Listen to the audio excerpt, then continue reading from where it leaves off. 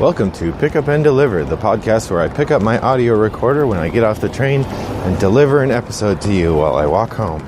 I'm Brendan Riley.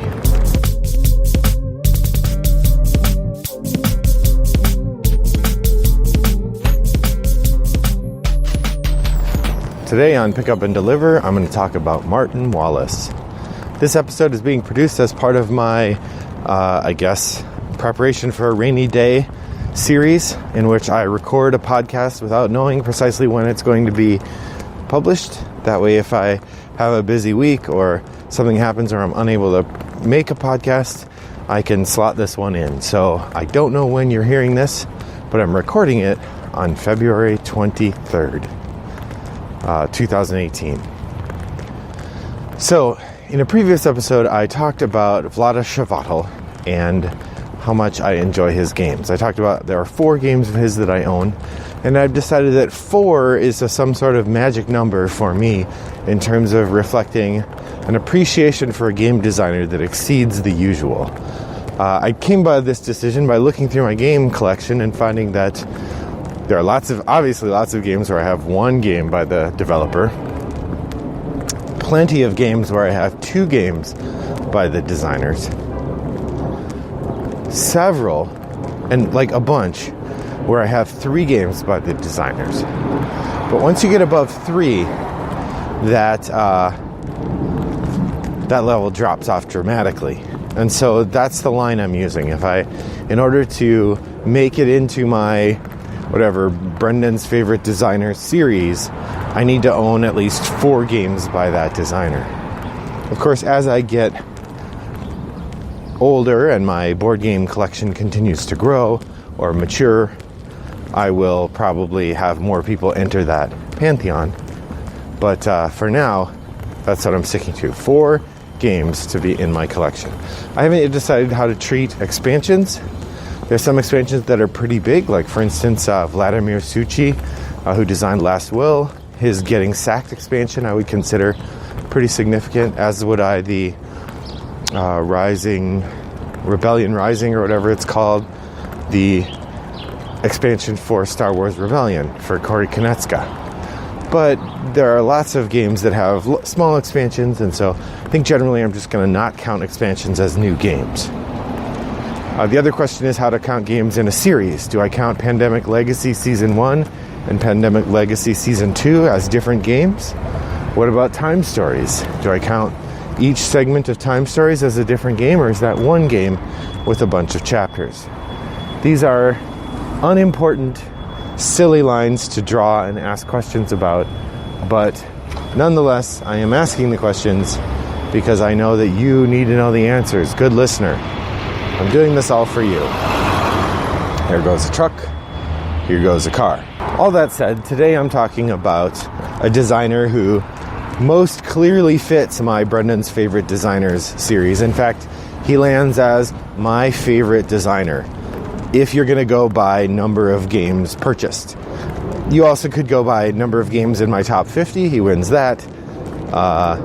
The only one of the sort of categories you might use to decide my favorite designer is that he hasn't crafted my favorite game being Android Netrunner, which could be arguably Richard Garfield or Lucas Letzinger, or to a lesser degree Damon Stone or Michael Boggs. Those are the 4 lead developers for the game.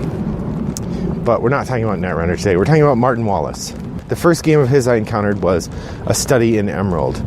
This is a game I backed on Kickstarter because of its theme, actually. I love the Neil Gaiman story, and so I said, hey, I want to check out this game. And it said by legendary game designer Martin Wallace, and I thought, oh, well, if Martin Wallace is a legendary game designer, this game must be great. And it is. It's a really interesting area control game with a small deck building element. Now, I have the first edition, which is a little more bonkers than the second edition. They made a second edition that was published a couple years after the first edition came out. And the second edition streamlines the rules a bit, makes the board look a little more sane. But I like the insanity of it.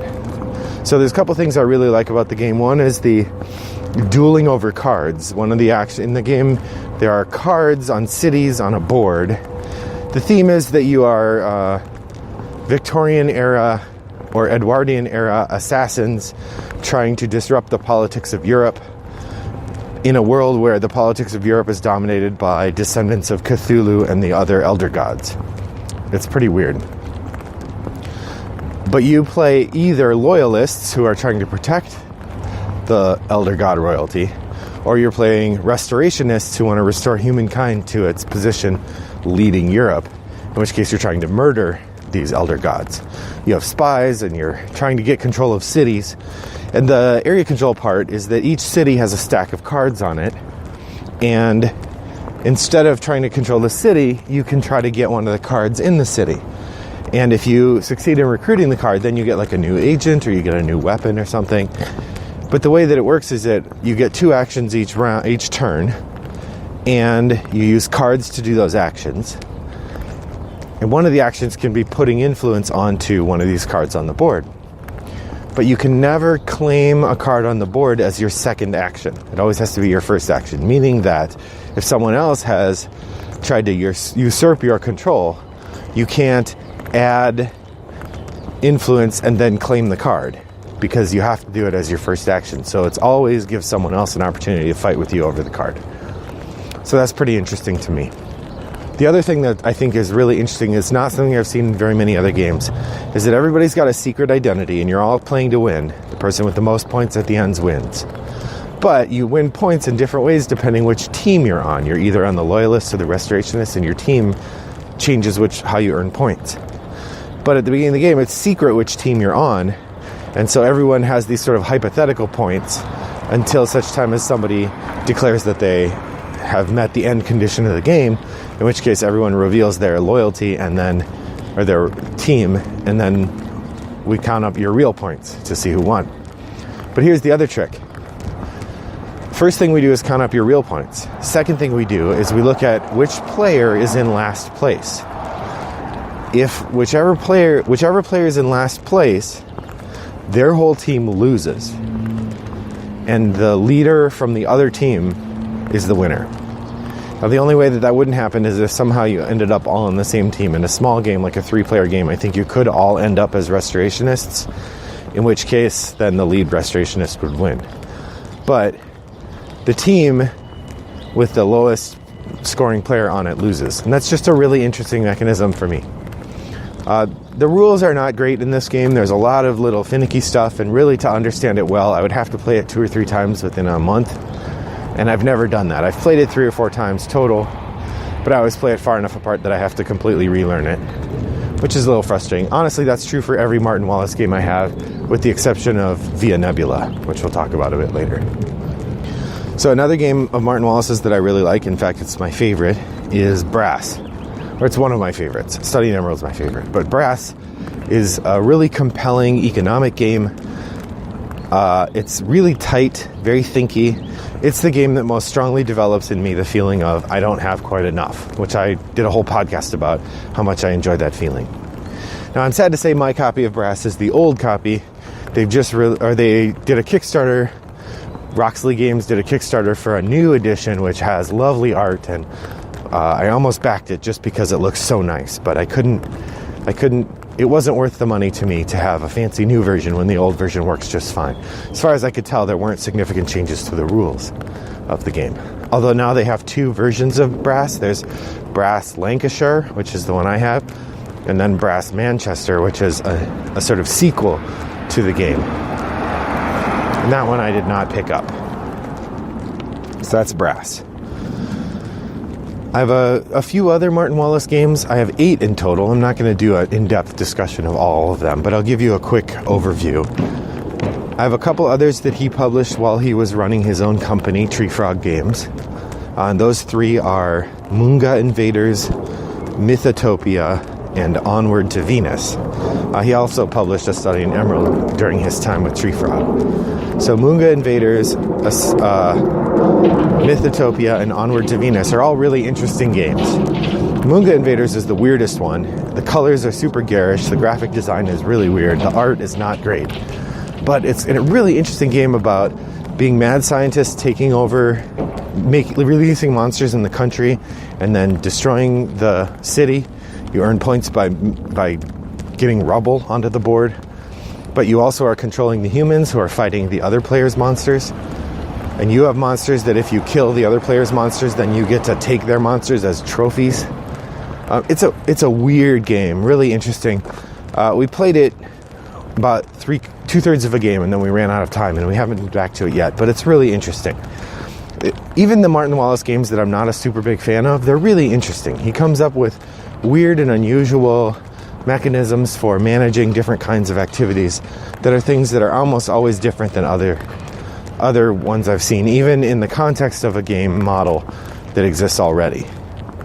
For example, in Mythotopia, Martin Wallace takes the sort of deck building idea of like getting cards and using those cards to do actions and advances it. He did this same idea in Studying Emerald, and then Mythotopia is a later iteration on that same idea. My understanding is A Handful of Stars, which is a game I would enjoy getting at some point, also follows this pattern. And I suspect A Handful of Stars I will never be able to get unless I just happen to run across it sometime on sale, but it's not a game that's widely available, and really you had to pre-order it if you wanted to get it. But Mythotopia is great for a lot of reasons. Its downside is the same problem that Studying Emerald had. Its rules are really tricky, and the way that you use cards to do things is kind of confusing. But I really like it, and it was fun. Onward to Venus is an interesting game. It's a licensed game, so it actually is using a comic book that's a sort of Victorian steampunk spacefaring adventure. But it's area control, and it's got a really cool board. All the board pieces are planets, so they're these like circles that you put on the board. And what you're doing is you're gaining economic control of each planet, so you can control the mines and build troops and ships. And then you're also trying to get various kinds of victory points by accomplishing these tokens. But you can fly your ships around the solar system and take over other people's planets. And there's a threat mechanism where you roll these dice every round, and like the people of Mercury might have a revolution, or aliens might show up. There's these weird things that come into play as well. But it's a really interesting game, and I like it quite a bit. So I don't have a lot of time to talk about Via Nebula or The Arrival, but I will say I enjoy them both. The Arrival is an interesting area control game. It's got a really neat economic engine where you put out these two cards, and they show you things you're likely to get, but you don't get to see what exactly you're getting. And then there's 3 rows of things you could get. And you pick one of the rows and you block it off. You say, I will not take row 2. And then you put out another card, and of those 3 cards, then you have to choose whether you're going to not take row 1 or not take row 3. Whichever row you don't take, then you put out one more card, and now you get 4 cards worth of stuff from the row that you did not block off. It's a really interesting thing. The way the game also has this flipping score, where there are these. So it takes place in sort of prehistoric Ireland, and you play tribes of humans trying to be in charge of Ireland, but you're also trying to work together to fight off the invasion of the Fae. That's what The Arrival is the Fae showing up and trying to take over everything. But as a chieftain, you can use the Fae to help you fight the other chiefs. But every time you do that, you gain corruption. And there's a certain point at which if there's too much Fae on the board, then the game ends and the person with the least corruption wins. So everybody using corruption would mean the game will end, and the person who used the Fae the least would win. It's a neat mechanism. I really enjoyed the one play of it we had, but I haven't been back to it again. I think you're probably seeing a pattern here. Via Nebula is probably the Martin Wallace game I've played the most. I think I have 5 or 6 plays of it now, because it's short. You can play it in an hour. It's easy. It's relatively easy to explain. It's got a kind of resource path building mechanism that's not dissimilar from train games. It just is hidden in a kind of lovely art and fun component cover, and it's relatively short, so it's fun. It's thinky, but too short to be really brain burning. And then finally, I have the new Osprey Games edition of London, which is supposed to be one of Wallace's best games. And it includes something called poverty cubes, which I don't know what that means, but it sounds amazing. I haven't had a chance to look at that yet. There are 2 other Martin Wallace games that I know of that I've played that I don't own. The Doctor Who card game, which feels like someone said, "Hey Martin, will you design a Doctor Who card game? And here's some money." And he quickly designed a game. It's got an interesting sort of resource battling element to it, but it could just be shapes. It doesn't need to be Doctor Who in any way. And then Hit Z Road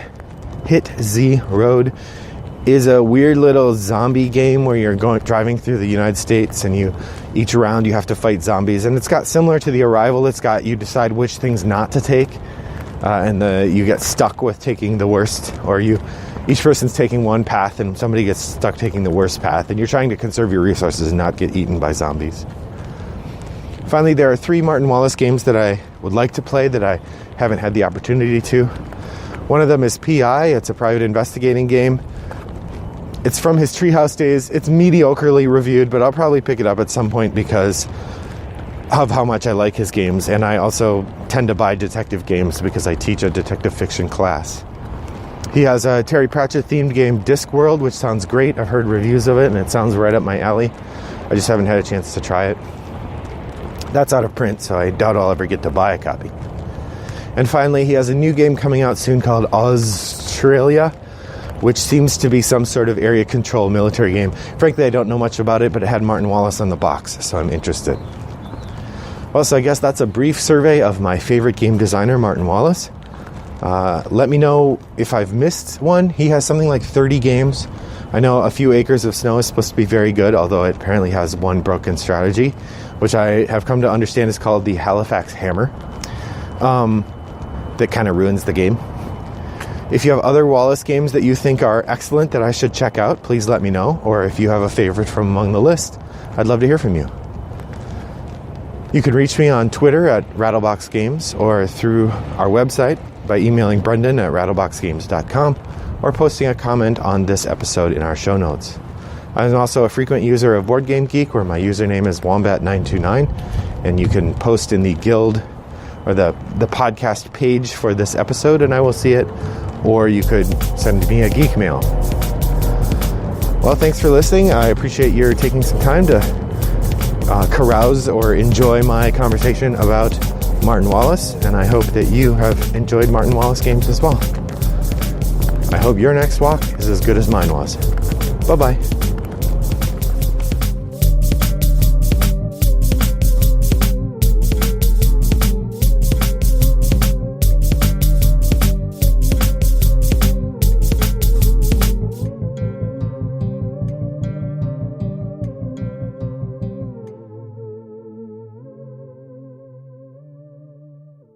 Brought to you by Rattlebox Games.